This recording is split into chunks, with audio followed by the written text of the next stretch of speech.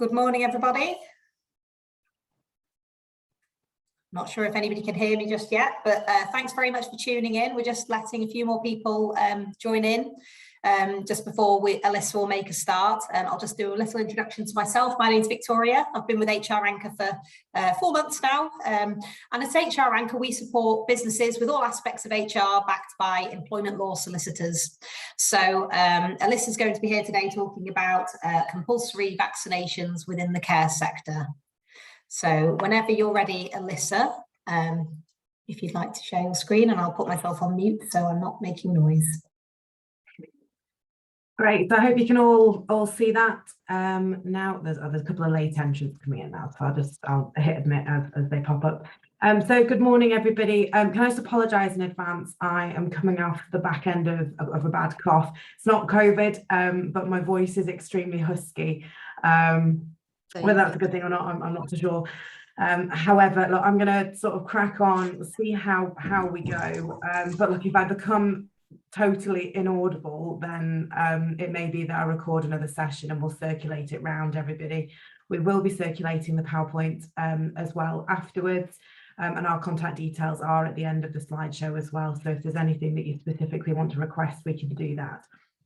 After Victoria's very kind introduction, I'm Elissa Thursfield. I'm the Managing Director of HR Anchor, and today we're going to be talking to you about compulsory vaccinations in the care sector. So it's a real sort of hot topic at the moment. It's all everyone's talking about really in the care sector at the moment, and the challenges that are being faced with that as well. So today what we're going to talk about is the regulations. So the English position, a timeline for those regulations, medical exemptions, dismissals, if that's something that lots of people are talking about as well, and also what the position is in Wales. Now, the Welsh position, the regulations don't actually apply there, so it's only going to be a light touch on that subject. So I don't want everyone to sort of drop off at the end and think this isn't relevant. There are some points in that are sort of relevant to England and Wales as well. And as well, you may have homes in Wales as well. So the regulations, what are we actually talking about? These are the Health and Social Care Act 2008 Regulated Activities Amendment Coronavirus Regulations 2021, which we're just going to refer to as the regulations because that's a bit of a mouthful even for us lawyers. As I've already said, they apply only to England and they apply to CQC regulated providers. Now the grace period, which commenced on the 22nd of July 2021, was intended to allow providers time to prepare for the regulations coming into effect on the 11th of November. The registered persons, so registered managers and providers, need to ensure essentially that they don't allow anyone entry into a care home unless they've had a full course of their vaccine. Now, there are some exemptions to that, and there are some exceptions as well that are very limited. What we're going to focus on today, because it's only one session and we've only got an hour, is this whole denying entry and what to do with people who decide they're not going to take the vaccine. And we're going to look at the medical exemption position as well. Now, the CQC will not be monitoring until it becomes a duty in November. And they're going to continue to use their existing assessment and enforcement policies. So they're not coming up with any sort of new regime to police this. They're going to use the way that they at the moment assess and enforce to make sure that providers are doing what they should be doing under the regulations. It's become a very political issue. So Unison is up in arms about it. There's a judicial review that has been brought. We haven't had the result of that judicial review yet. Legal commentators are suggesting, though, that isn't really going to change anything and that that's not going to be successful. It's not just the UK. If you've been looking at the press this week, you may see that in New York, they're looking at potentially bringing in support from the military to help staff care homes and places where there are mandatory vaccines, and that they're anticipating they're going to struggle with staffing as a result. And it's also being implemented in some sectors in Australia. What essentially the sector is facing is staff shortages at a time when staffing is already an issue. So we're seeing various issues being raised across the press and being discussed at a political level as well about this at a policy level and what the implications are as well. So timeline, sorry, our presentation seems to have, the formatting seems to have gone a bit funny when we're sharing on Zoom. But like I say, I'll circulate this afterwards anyway. So the timeline, 22nd of July, as I've already said, the grace period started. 16th of December, so that date's already passed as well. That was the deadline for the first dose.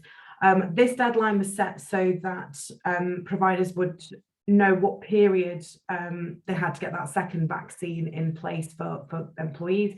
So what they were saying was the last possible date to have your first vaccine and still be done in time for the regulations coming into force was the 16th of September. And then the 11th of November 2021 is when the regulations actually come into force, and that's the second dose deadline. So medical exemption. I'm going to just see actually if there's a different way of sharing this, because that isn't showing very well. Probably about this, guys.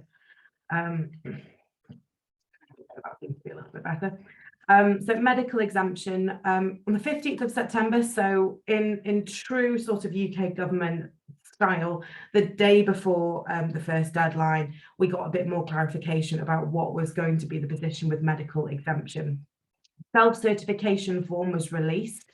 So employees will need to sign the self-certification form if they are going to claim a medical exemption. It's a temporary process prior to the launch of the NHS COVID Pass system.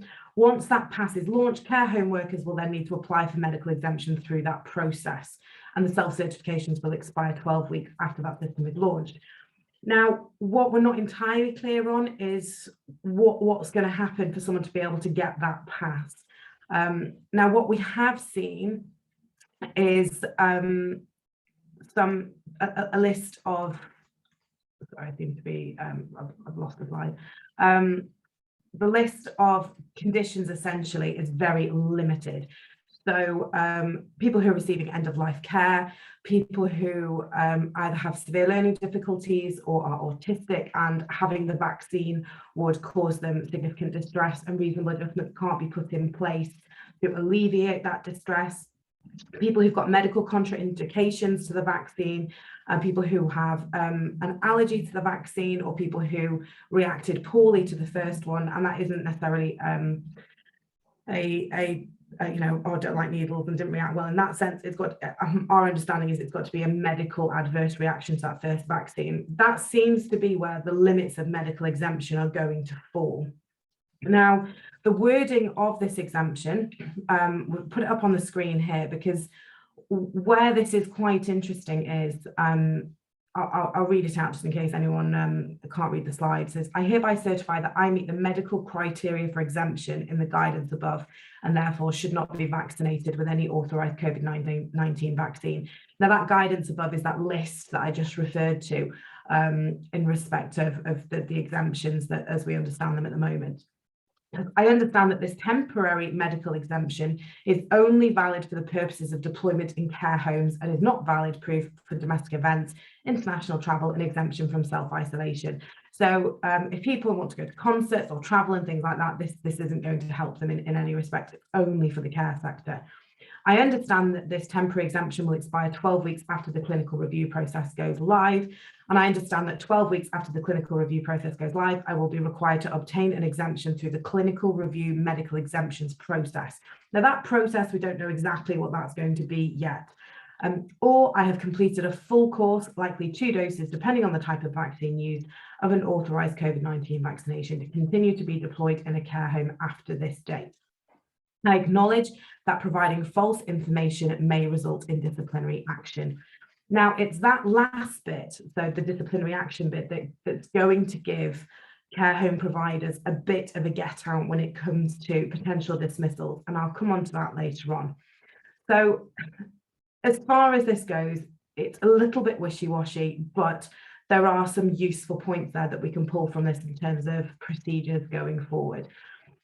What we've already seen, and actually I had one come across my desk this morning, is a care home provider who received a letter from a union who have put together their own self-certification wording. Doesn't refer to any of this, but basically says they have spoken to the employee, they can undertake that they meet the medical exemption, the union are not doctors, and that they're not going to be providing any medical disclosure because it's protected under the Data Protection Act. Now, frankly, that's just not the case. As employers, you'll know that medical investigation is something that is perfectly reasonable. Certainly just saying that someone's been honest with their union isn't going to be enough. So what I would be saying is, if you are getting self-certification wordings that are different to the one that's on the screen, you don't have to accept them. Now, on the .gov website, there is a template that you can download and use, and we also have one as well, so we can circulate those afterwards if you need them. But there's certainly nothing wrong with insisting that an employee signs that the standard form that's been provided by the government. Just accepting something from the union or even from a doctor at this point isn't going to be enough, and partly because we want a signature underneath that bit about the false information and disciplinary action part, because that's going to be potentially useful later on. So medical exemption, is this a total elimination of risk? I'm just going to make these bigger again for you all as well. So I don't know what's gone on with these today. If someone has medical exemption, it's not a total elimination of risk. So if someone, for example, is autistic, they have the medical exemption. When the pass comes in, they get the pass, so they're not going to be having the vaccine, and you can still allow them on your premises. You still need to be following infection control and usage of PPE. And you need to remember as well that those measures are not a full substitution for a requirement to be fully vaccinated. So we need to look at things like making sure that you're keeping your risk assessments up to date. So that might include, with someone who hasn't had a vaccination, do you need to look at a change of duties? Someone who is exempt is likely to also potentially be clinically vulnerable as well. Should they be doing the duties that they are typically assigned to do whilst they're not vaccinated and whilst they're clinically vulnerable? Is there a different type of PPE that they can wear, or more PPE perhaps? There are sense perhaps there might be some eye rolling at that in terms of wearing more PPE when you guys are certainly wearing plenty most of the time. And can they be redeployed? Now, the question that we're being asked quite a lot at the moment is, if someone has medical exemption, can they still be dismissed? Now, what we're suggesting with this is that you take a very risk-averse approach to it. If someone's got medical exemption, the likelihood is they're likely to meet the criteria under the Equality Act as someone who is disabled. So they're protected from discrimination, and they are also entitled to reasonable adjustments. If there is someone who is extremely clinically vulnerable, there are no duties that you can change or modify. You can't give them more PPE to wear, and they can't be redeployed. Prior to dismissal, perhaps you should be looking at, can they use up some of their annual leave? Could you look at periods of unpaid leave or even paid leave? Furlough is coming to an end in a couple of days, so that sort of limits what's available there. But certainly before you go down the risk that could be attached to a dismissal in these sorts of circumstances, we would be saying make sure that you take legal advice. Ultimately, if someone can't attend work because the risk assessment prohibits it and says that essentially the risk is too high, then there are absence management protocols that you can follow in line with the way you would deal with anyone else who perhaps is off long-term sick or can't attend work because of their health. However, I would not be moving straight to dismissal for someone who's got medical exemption and where your risk assessment has identified that they can't attend site. It's certainly something that, if you're working on a budget and your budget in terms of taking legal advice is limited, this is the issue that I would be saying take advice on over everything else when it comes to this subject. But what about other reasons? So if someone says to you, look, I can't have the vaccine because of religious beliefs, other beliefs, so they might be staunch anti-vaxxers, they might have strong political beliefs perhaps, so don't believe that the government should be legislating about this issue and that they're encroaching on people's civil rights. People who are trying for a baby often raise objections as well, and we're seeing that quite a lot at this point, and human rights arguments. Now, I actually had a letter that included all of these this week, other than the trying for a baby one, from one individual who raised some very interesting arguments, but ultimately The legislation, the guidance from the government is it's medical exemption and no other exemptions.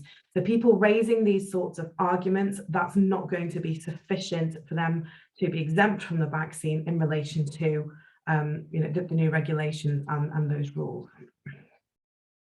So how do we start the process? So our suggestion is, if you haven't done so already, hopefully you have because of where we are in that timeline, is an information letter needs to be sent out, setting out the timeline, why these rules are being implemented, so making reference to the regulations, make reference to what the exemptions are, and ask for a response from the employee. So asking, are they going to have the vaccine and are they not? And ask them, if they're not prepared to have the vaccine, what the reason for that is.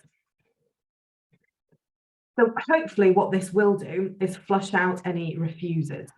So you should hopefully get some responses to that letter where they're either saying, no, I'm not prepared to have the vaccine, I'm not going to tell you why. No, I'm not going to have it because of religious beliefs. I'm not going to have it because I just don't want to. And also then hopefully flush out those who are saying, I believe I've got medical exemption. What you may also get is people who say, well, look, I'm not refusing, but I've been a bit disorganized and I haven't managed to get my first vaccine in time, but I fully intend to go and have the full course done. What we're saying in respect of these people is, now the regulations don't come into force till the 11th of November. You don't need to be dismissing these people at this point.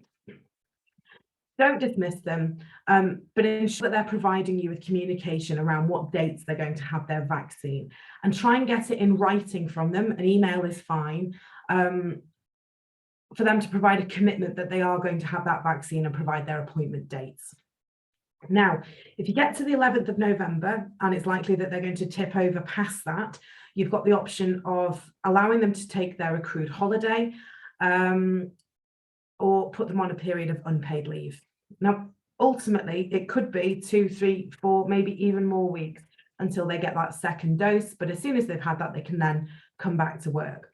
Now, what you might get, and this is something where some quite cynical employers, and I think, it's experience that's taught them that, is what they're concerned about is people saying, yes, yes, yes, I'm going to have it, I've just not got round to it, that they're then going to change their mind right at the last minute and say, actually, I've changed my mind, no, I'm not going to have the vaccine. You would then change from this process then onto the process where we look at dismissal. So vaccine refusers. So people who are saying, no, I'm not going to have the vaccine. I don't care. If the government is saying that I've got to do this, I don't have medical exemption. I'm just not going to do it. Now, this is not as simple as just dismissing on receipt of a refusal notification. So when you get that letter back from them to say that they're not going to have it, don't just dismiss. You must follow a procedure with these people. So even though the regulations and the government guidance says that people can be dismissed, that isn't going to subvert the UK employment laws when it comes to a fair dismissal. You've still got to follow a process. If someone has been employed for less than 2 years, they won't have the right to bring an unfair dismissal claim. But what you do need to remember is that the people who are refusing are likely to try and bring Equality Act claims. That doesn't have a qualifying period. They can bring a tribunal claim before that 2-year anniversary. So what we always say is that procedure is good practice.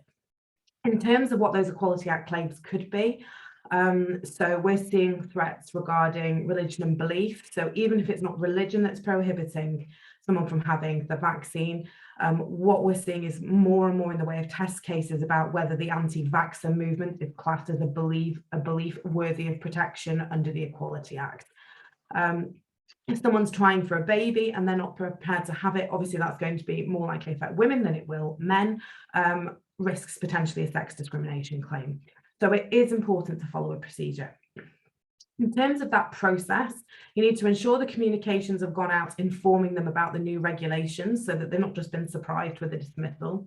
Make sure you've got that refusal in writing so that we've got a reasonable basis for starting this process. And then arrange a meeting with the employee to discuss their reasons, to make sure you can get to the bottom of why it is that they're objecting. Establish that there's no position they can be redeployed to or amended duties. So gardening duties or duties that mean that they don't need to come into the premises. Review the risk assessment with them and confirm that there's no other measures that can be taken. And most importantly, do not dismiss at that meeting. The reason being, if anything high risk or concerning comes out of that meeting, it gives you the opportunity to take advice before the hammer comes down and you've implemented the dismissal. Because once notice of dismissal has been given, it can't simply be retracted. If you try and retract a dismissal notice, the employee has to agree to that. If the employee doesn't agree, that dismissal is still effective. So before the horse is bolted, let's just make sure that we've got all our ducks in a row. Now, the reason why we suggest you go through their reasoning and establishing there's no position they can be redeployed to is if that dismissal and the decisions were to be tested at tribunal, a judge is going to want to expect to see that the employer has essentially done everything they can to avoid dismissal, that this hasn't just been a knee-jerk reaction, they've looked at all the options.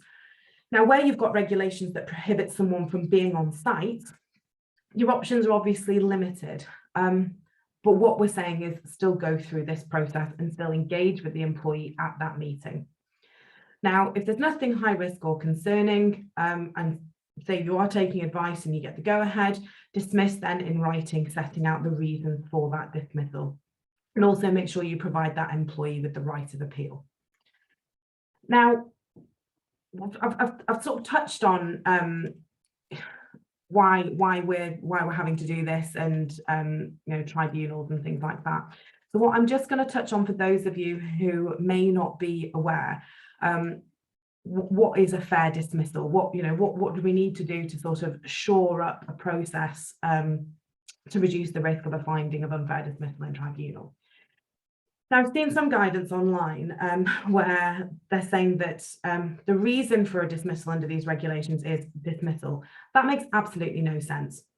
There's 5 potentially fair reasons an employee can be dismissed. Those are conduct, capability, redundancy, SOSR, and statutory illegality or breach of a statutory restriction. Now, despite the fact that some of the people you might be dealing with might be a bit belligerent, they might show a bit of attitude, it's not conduct and it's not capability. Conduct is where you're looking at someone having done something wrong, that's addressing conduct issues in the workplace.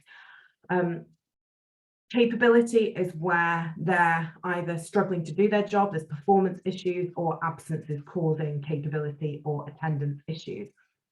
Not a redundancy situation.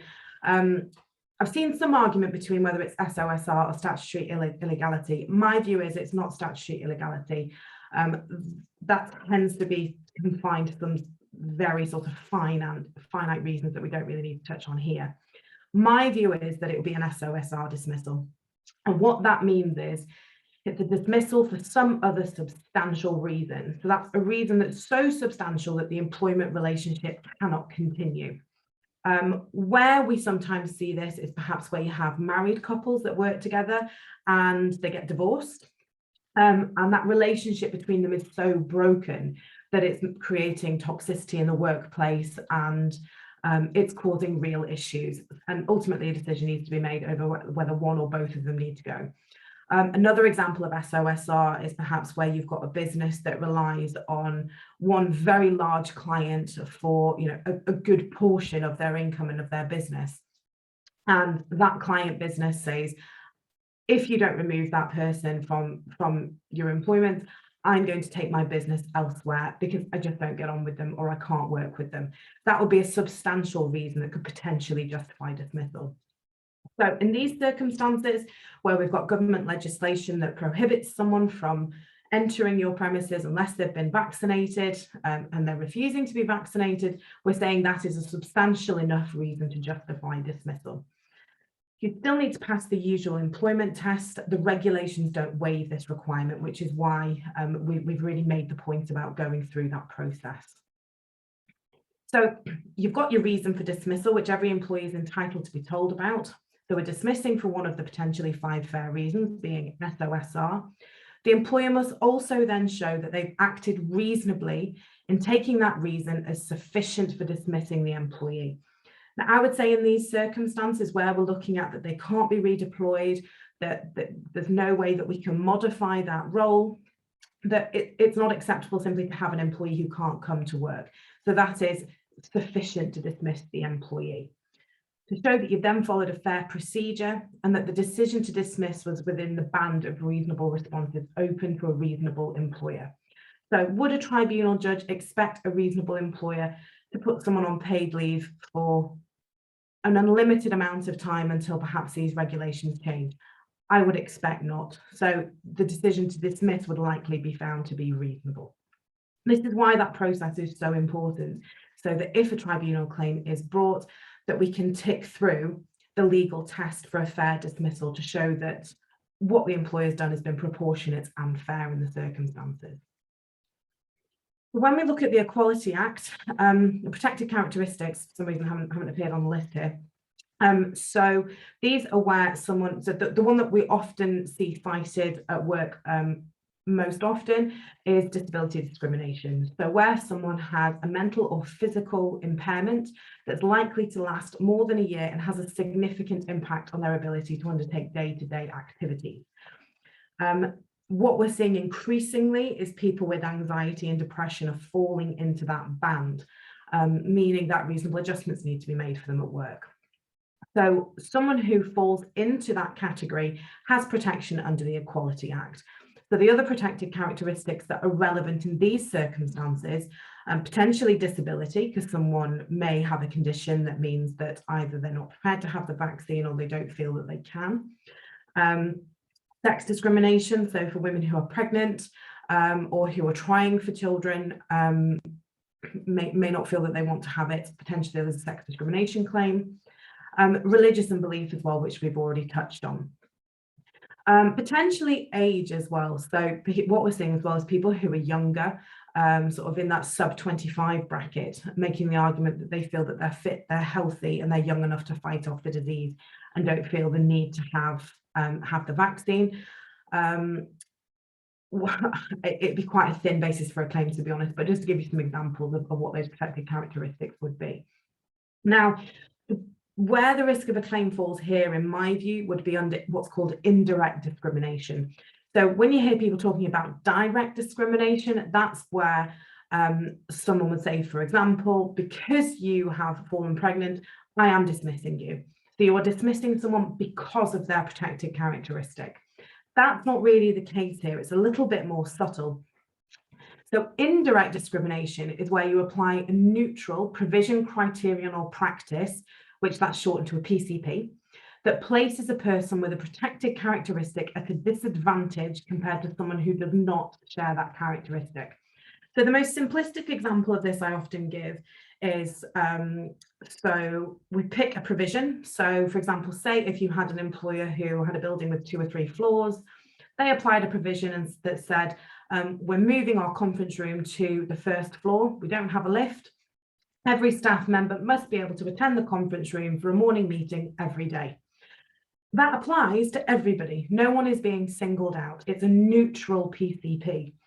However, if you have someone who is disabled and in a wheelchair, obviously they're not going to be able to get up to the meeting room on the 1st floor without a lift in the same way that everyone else would. So it puts that person at a particular disadvantage compared to someone else. That would be indirect discrimination.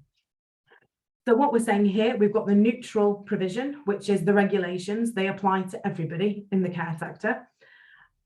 And you're likely then to have arguments that someone with a protected characteristic, so perhaps someone who's pregnant and isn't prepared to have the vaccine, that it puts them at a disadvantage.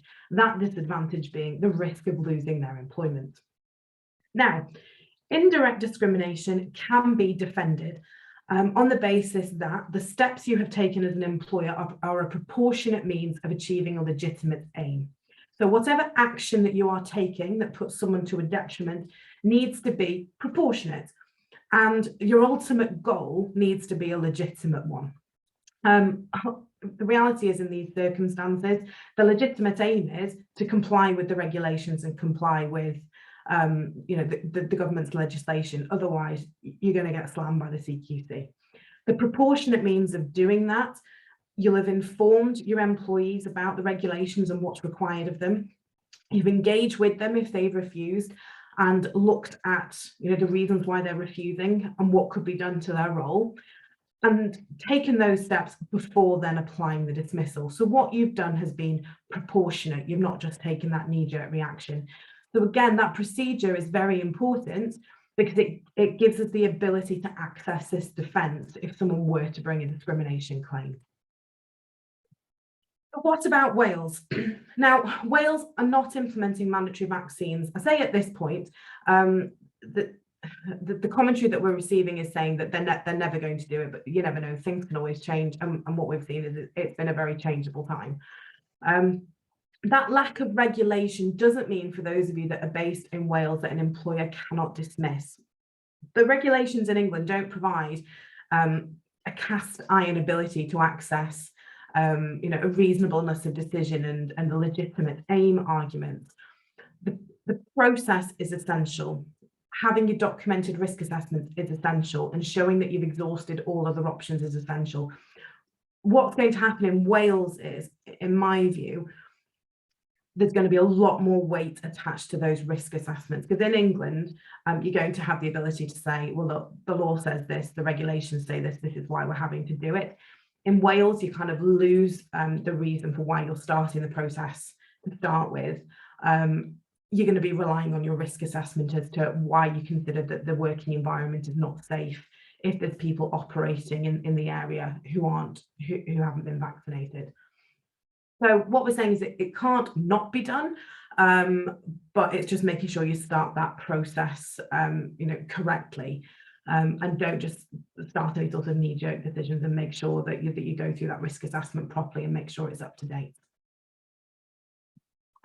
So thank you for bearing with me with the PowerPoint being a little bit disorganized. It was my fault at my end. I didn't check it before we uploaded it onto Zoom. Zoom can do funny things to it sometimes. So I hope that made sense to all of you. The chat is open if anyone feels that they don't perhaps want to speak, or if anyone has any questions, then, you know, switch camera on. You don't have to switch camera if you don't want to, but feel free to pop any questions into the chat if there's anything that you're not clear on. Like I said at the start, we will be circulating the PowerPoint, and we also have some templates as well. So once you get the PowerPoint, if you do want any of the template documents that we've put together, then please just drop us an email and we can get those over to you. So we have a vaccination policy. We've got that introductory letter if you haven't already sent one out. We've got letters for responding to people who are either trying for children or are pregnant, people who've got medical exemption, or people who don't have the exemptions. And then we've also got the invitation to the SOSR meeting as well. So there's lots of resources that hopefully will be